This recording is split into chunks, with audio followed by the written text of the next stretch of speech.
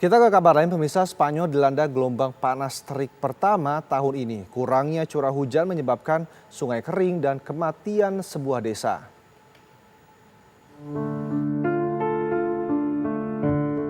Di bawah terik sinar matahari, keheningan terasa mencekam di desa Gochar.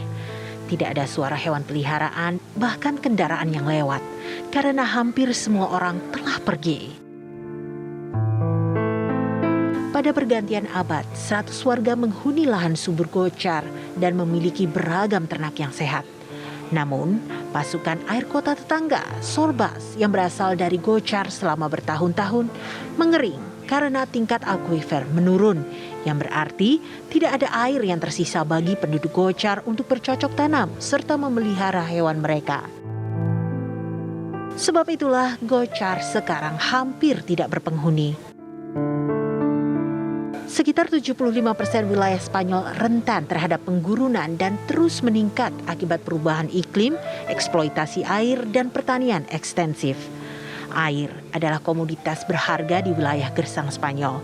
Warga di sana pun terbiasa hidup dengan sedikit air yang berasal dari sungai. Sekitar 2.471 penduduk di Sorbas yang tersebar di lebih dari 30 pusat kota. Tetapi populasinya telah menurun, di mana kaum muda hanya mewakili 16% dari populasi dan telah bermigrasi meninggalkan yang tua sekarat. Jika kaum muda ingin kembali atau tetap tinggal di Sorbas, kurangnya sumber air membuat pertanian menjadi tantangan. Perez Sola dari Almeria Living Aquifers Association mengatakan kekurangan air adalah masalah utama di wilayah tersebut. Perubahan iklim telah meningkatkan masalah yang sudah menjadi endemik di Almeria, wilayah Eropa dengan curah hujan paling sedikit dengan hanya sekitar 200 hingga 250 liter per tahun.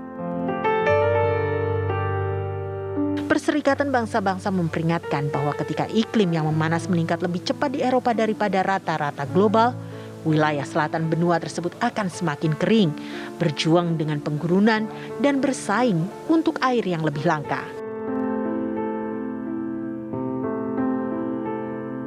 Sementara wilayah di utara mengadopsi lebih banyak iklim Mediterania tradisional yang dapat memberikan peningkatan hasil panen dan pertumbuhan hutan.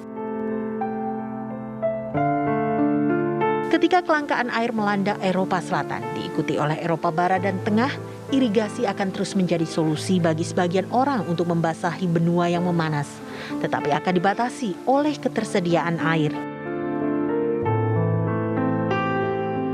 Panas yang ekstrem, banjir, dan kekeringan akan memperluas gangguan ekonomi, termasuk kerusakan infrastruktur dan pasokan energi. Kebutuhan akan lebih banyak AC dan permintaan air yang lebih besar. Bahkan ketika infrastruktur irigasi berkembang pesat bersama dengan pertanian industri, bendungan dan pabrik desalinasi terancam akan menghadapi krisis air yang semakin parah.